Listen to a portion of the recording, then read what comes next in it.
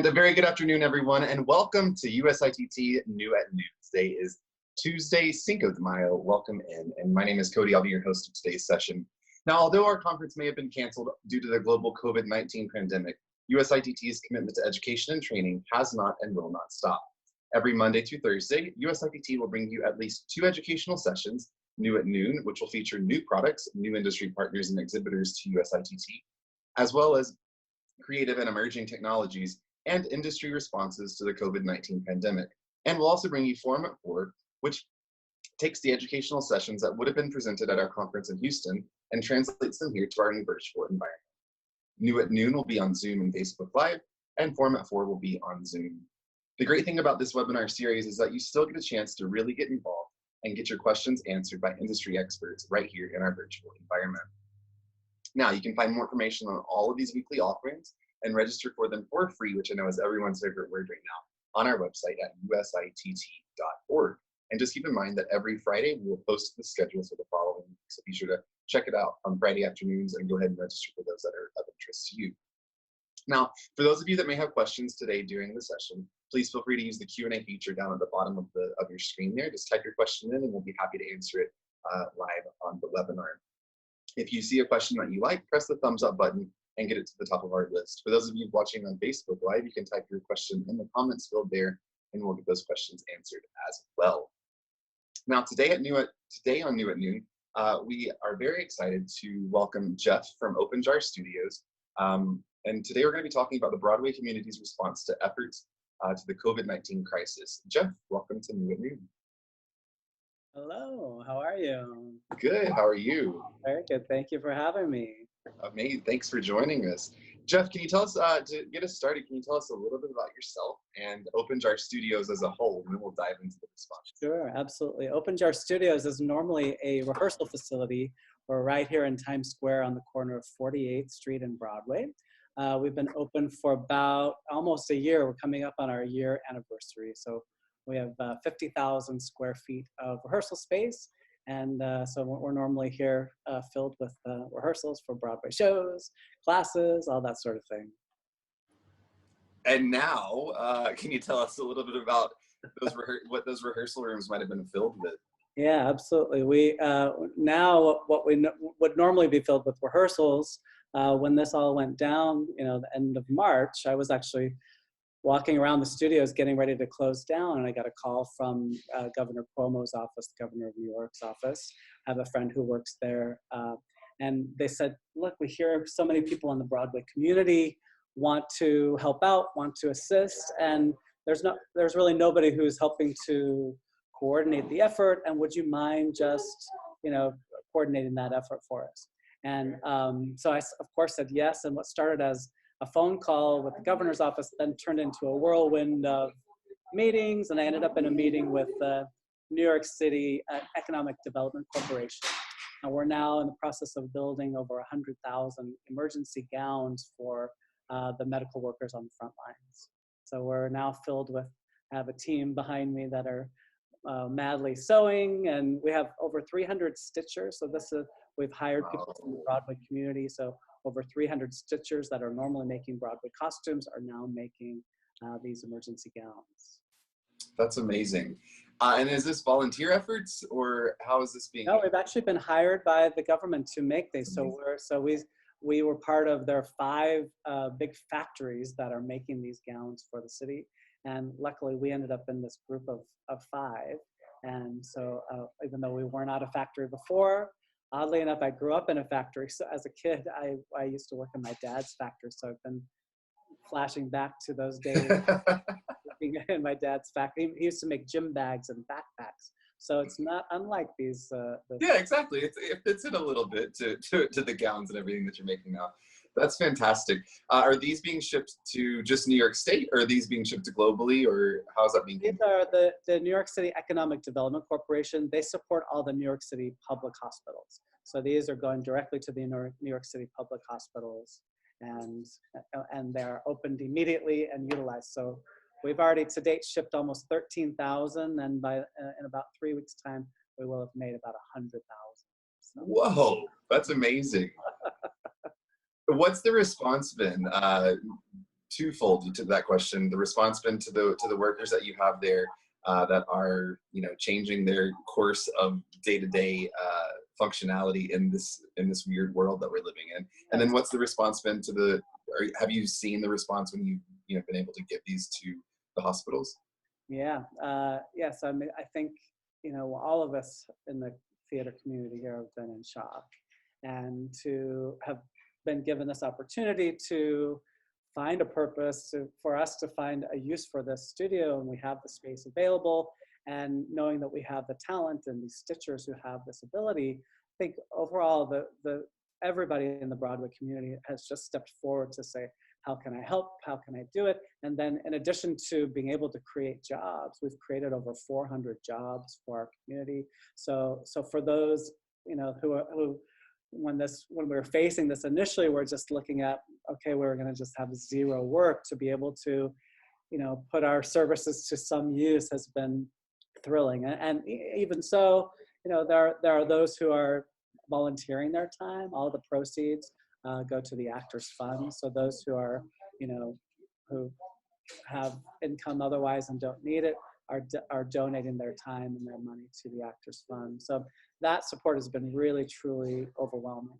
And then to then see those in the medical field respond. I have two brothers actually who are in the medical field. And so one of my brothers lives in Sacramento, and he sends me pictures of him, you know, wrapped up in his PPE every day, even though ours are not going to him. He says that we know that this is a great need, and we know that the hospitals who are receiving them are really thrilled, you know, to have them in there. That's amazing.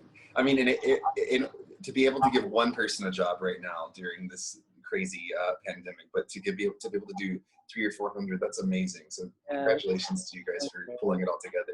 Thanks. That's wonderful to be able to find some useful thing to do instead of just watching TV going, oh gosh, what can I do?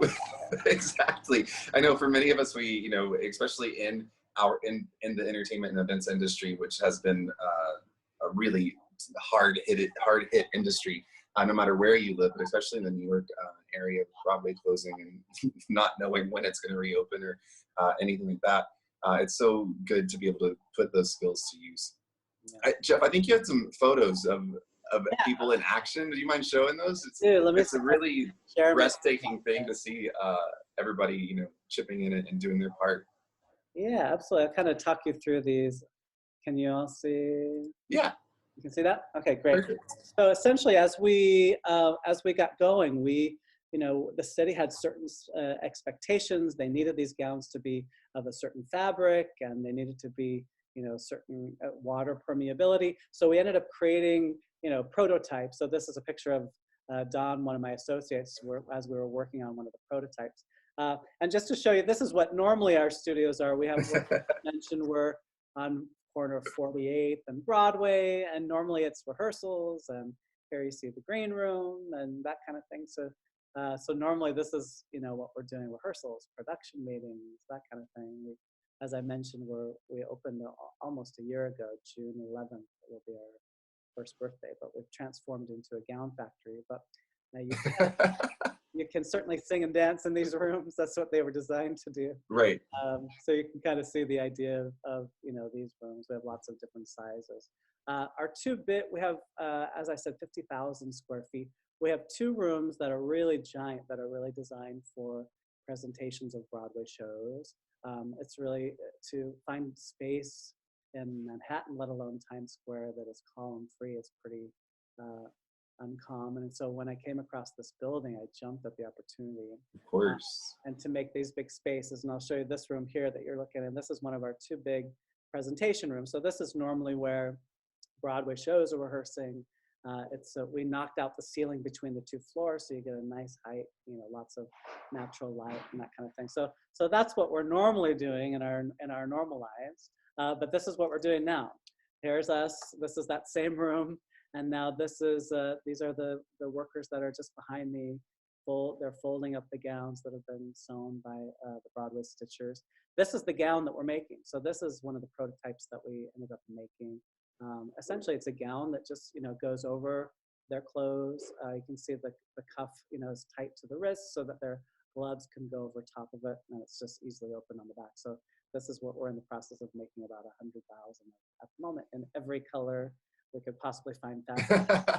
So this is whatever fabric choice was available, right? That's right, that's right. So as we were making prototypes, we did lots of different versions. Here's one of our dance studios with all the fabric that's getting ready to go out to the stitchers. And these are the bags that they go into. So there's about, I think, 300 bags that go out to the stitchers each week. We send out these bags. And these bags are donated to us by Windsor Cleaners. If you don't know, Windsor Cleaners won the Tony Award for being the dry cleaners to Broadway. And so they stepped up, and they've been our delivery service. So they've given us these bags, and these bags then go into a van and delivered to everybody. So here's somebody cutting up, 100,000 pieces of Velcro by hand.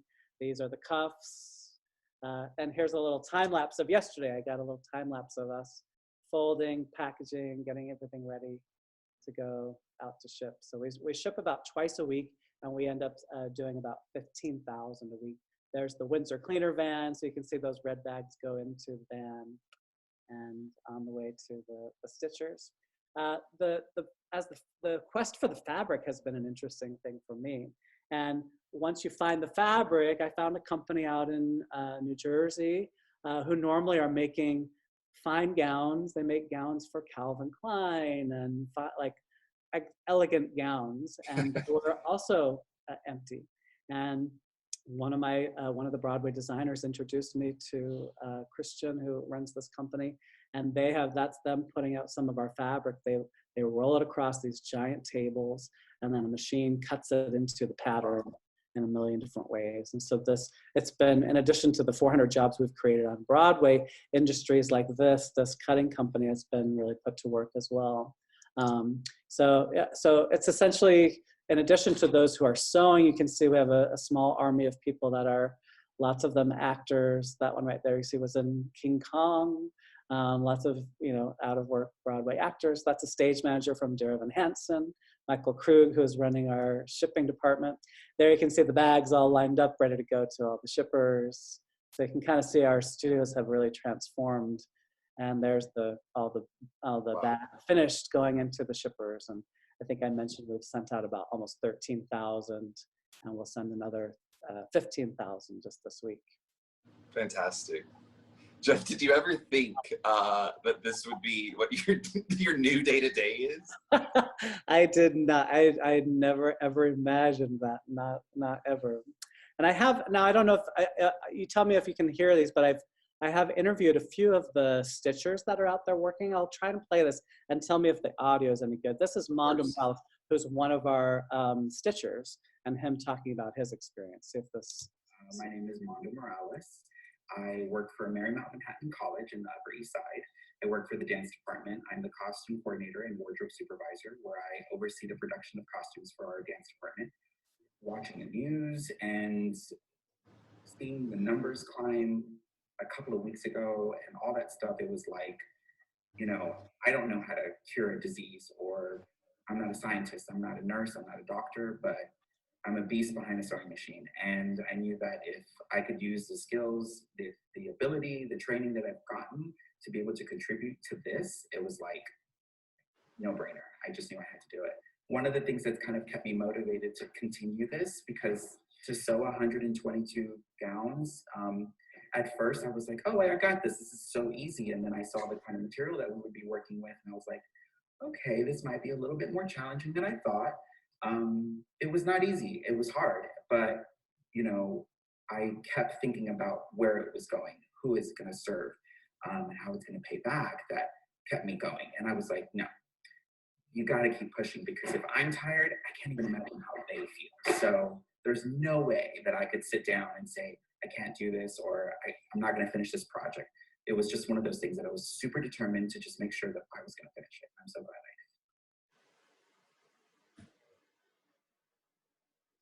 Could you hear that okay? Yeah, that was great. That was amazing.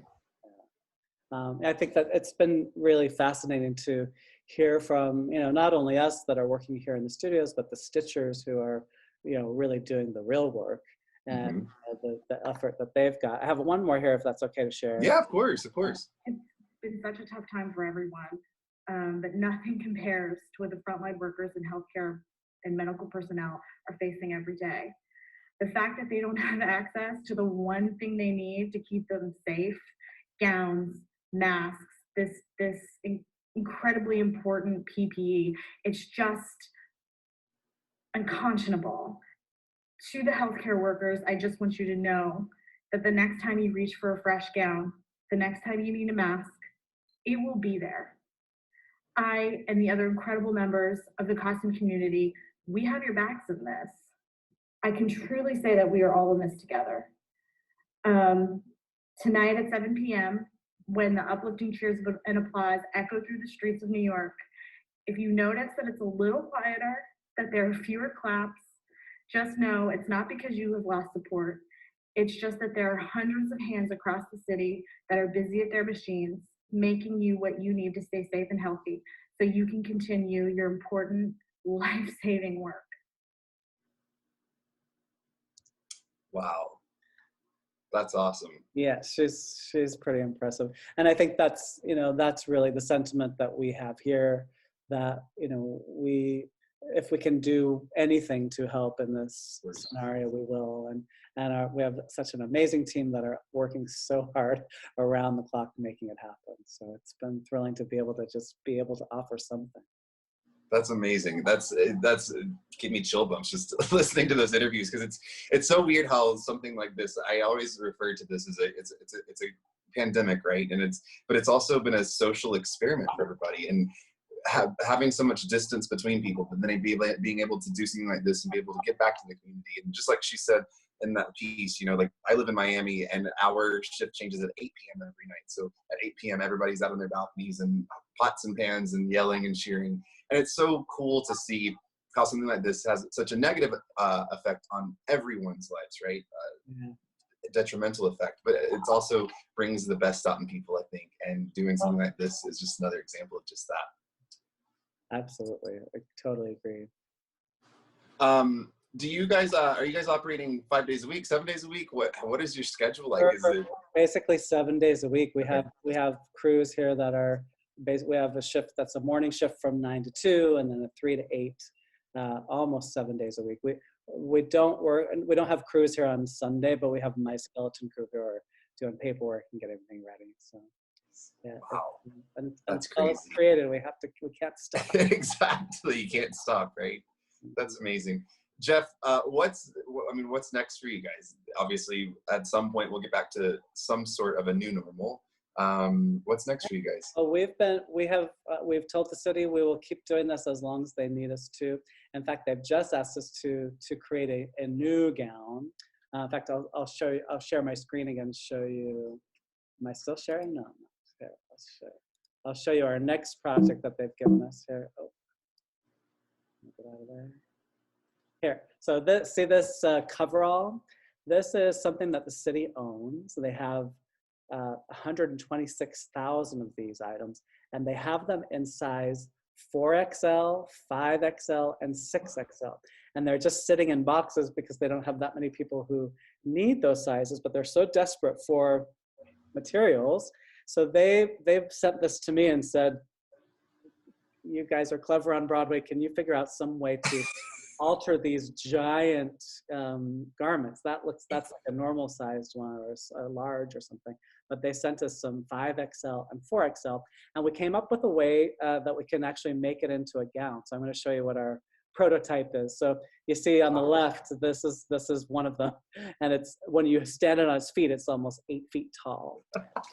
Really giant, so it's sort of unusable. So what we decided to do is we cut off the legs completely. And so if you see the image on the right, we've cut the legs off, we cut up the back, and we created essentially the same gown that we're creating now, but utilizing these materials that are, of a very high medical grade, so they can be utilized by more people. So we're about to receive 126,000 of these babies, and we'll be altering them in the wow. So that's our next project. Just a little one, right? Nothing too big or important at all. Yeah, it's just a small one. Yeah, but I think it's been cool to see the folks in the city who are very resourceful and everybody's trying to figure out how to solve the problem. And somebody said, we've got these, they're too big, but how can we reuse them? Of It's course, pretty and cool. leave it to costume designers and stitchers to be able to pull anything together, right? Right. They're some of the most creative people out there, so that's fantastic. Yeah. Jeff, for people that are viewing this, obviously your operation was you had a connection with the government, and you sort of helped establish this connection here. For people that are in their local communities, how would they sort of go about starting something like this?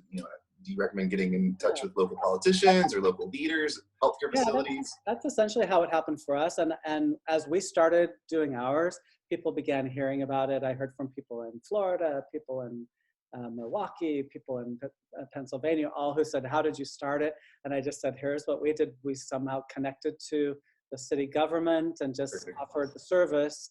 And they found us. And they actually, I assumed that we would be making masks, because I figured, oh, masks like crazy. And so when I first got on the meeting with the city, our meeting with the city, I assumed that's what we were going to talk about. But they knew already, we don't need you to make masks because you can't make the kind of mask that we need.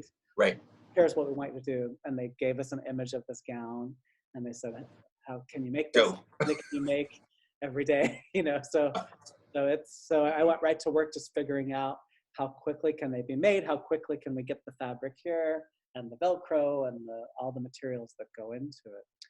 So it all happened pretty quickly. But I would say anybody who has these skills, go to your city government or your state government and just say, we want to help the problem. I do know that part of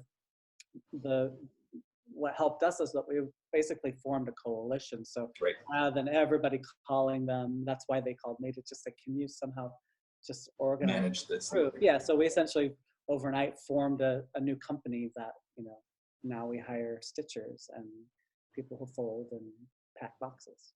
That's awesome. And Jeff, you've obviously, because of the space that Open Jar has, that you were able to sort of facilitate there, you've got a massive, big scale operation. This could be sized down for, a single sewing machine in someone's home, so no one should be discouraged by the space that you have or don't have at home these days. Absolutely. Yeah. I mean, even though we have a giant space and we can put the fabric here, we're sending it to individuals' homes, and that's where the work is being done. So absolutely, there's that is where the real work is happening, in these small makeshift studios that each of these stitchers have figured out how to make at home and to make in a sanitary way. So yeah, absolutely. There are so many organizations around the country who, if you make masks at home, reach out to them and send them to them, they will get into somebody's hands who needs them. Perfect. And for those of you out there that might be wondering how you get involved, we do have a USITT on our website. We have a resources page, and we have a few of these resources listed. I did some trolling over the weekend just to find different little groups of people that are doing something similar, and it's all over Facebook. So I challenge everyone out there, if you have the skills and the ability, and I think we all probably have the time to do it now, but if you have the skill and the ability to do it, try to do a little bit of research in your community, in your state, and really get out there and help and support and do all we can to get this thing under control. We don't know what's going to happen tomorrow. Every day the news is changing. Certain states are opening up. Will they close back down? Who knows what will happen? But if we can all do our part to help combat this, I think it'll help out in the long run. So, Jeff, anything else you want to add? No, I want to thank you for doing this. I myself am a member of USITT. At Open Jar Studios, we also have my software company, which is Stage Right Software. So we're looking forward and planning to go to the event, and we were saddened when it didn't happen, but thrilled to just see you guys do a pivot and to provide opportunities like this for all of us that are members, to be able to continue to learn and grow. Yeah, it's when you have your major conference canceled due to something that's completely out of your control, like we're not the only people. Everybody's shows have been canceled. Everything, the world has stopped. So just trying to make a positive out of a negative, just like you've done yourself. So thank you so much for joining us today. I won't take any more of your time up. I'm sure you've got a pretty busy day ahead of you. I do. So let's you get back to it. But thank you again for sharing. And how can people reach out if they are interested in helping join forces with you or get some more information? How can they reach you? Yeah, best way to do it is go to our website, openjarstudios.com. There's a webpage there about if you want to get involved or if you have resources that you want to offer to us. We're happy to take all the help we can get. Perfect. And on his website, everybody, it's literally the first tab. So it's not some buried link you have to find. It's the first tab on there. And then I'm sure when OpenJar resumes its normal operating purpose, then everybody can visit that website again and help them out there as well. So Jeff, thank you so much again for joining us. Thank you, and OpenJar. And to everyone out there viewing us today, we hope that you really enjoyed this session, and we look forward to welcoming you back to another one of USITT's online education and training sessions in the near future.